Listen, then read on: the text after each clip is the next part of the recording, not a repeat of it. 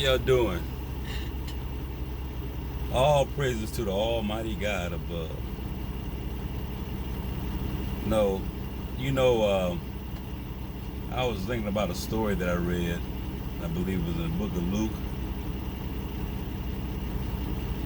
about a poor man and a rich man. Now, the poor man name was Lazarus, and the rich man, they never did give his name. Lazarus was so poor, he had nothing. He had nothing. And he was in bad shape. He had sores all over his body, and the dogs licked his sores. Well, it came a time that Lazarus died, and he was carried out and up to the bosom of Abraham. Meanwhile, the rich man died, and he was delivered down to Hades. Well, anyway, the rich man could see Lazarus, and Lazarus and Abraham could see the rich man. Well, used to be rich man. He had nothing now. And the rich man, he asked Abraham if he will let Lazarus come over and dip his finger in some water and drop some water on his tongue. Now imagine that you are so much in pain and torture and agony that a drop of water will give you some relief. Well, anyway, Abraham said you couldn't cross over because there was a gulf fixed. No one could cross over from there to over there, and vice versa. You couldn't cross over from the paradise to Hades. So the rich man asked Abraham if he will allow Lazarus to go up and warn his brothers that they should change their ways, or they will end up down there where he is. Well, Abraham said,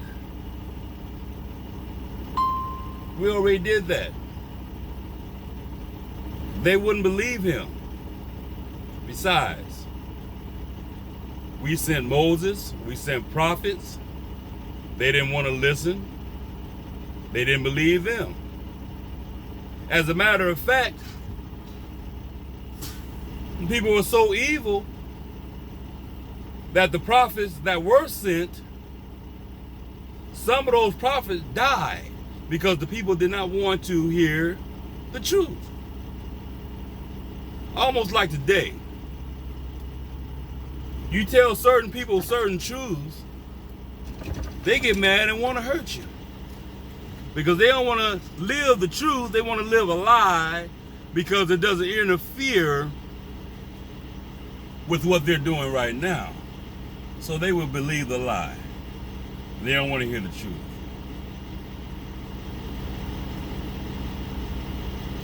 And they treated the truth tellers so poorly that they had to escape. Imagine getting beat down because you tell the truth. All because you tell the truth. You gotta watch what you say to people and how you treat them. Because you might be entertaining angels and don't even know it. I mean, Jesus has said to the righteous, he said, thank you for feeding me, for giving me something to drink and clothing me and giving me a place to sleep. Well, the righteous asked him,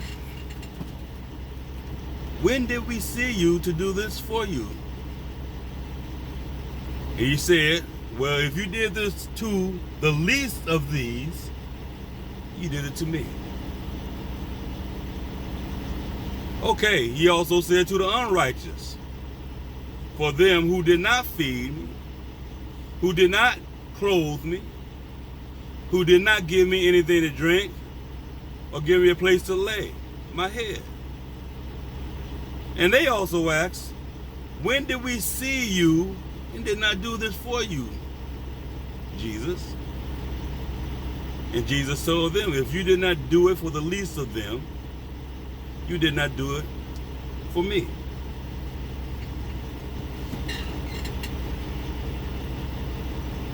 So my point is, you got to watch how you treat people. I notice also when those who are not in the light see those who are in the light, they treat them badly. And it's not nothing or anything that they do purposely. It's a spirit. I mean, have you ever came across people who treat you bad and you never did anything to them? Well, it's a spirit. Especially if you're walking in the light.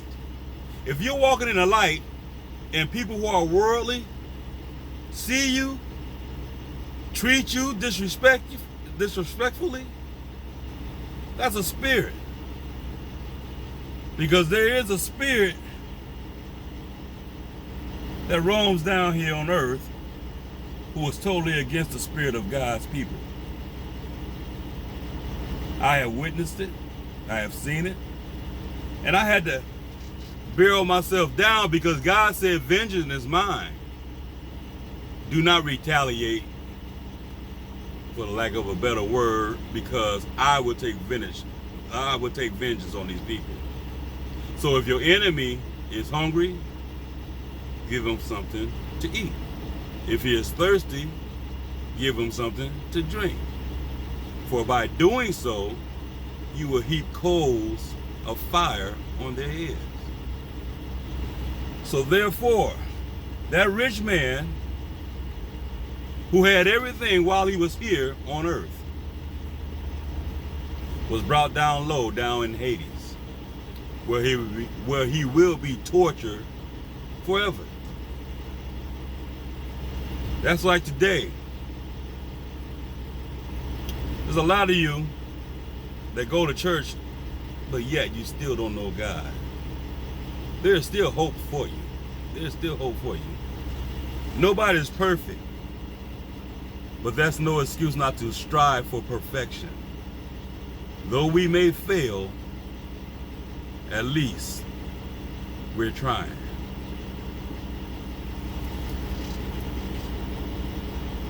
On that note, all I'm saying is,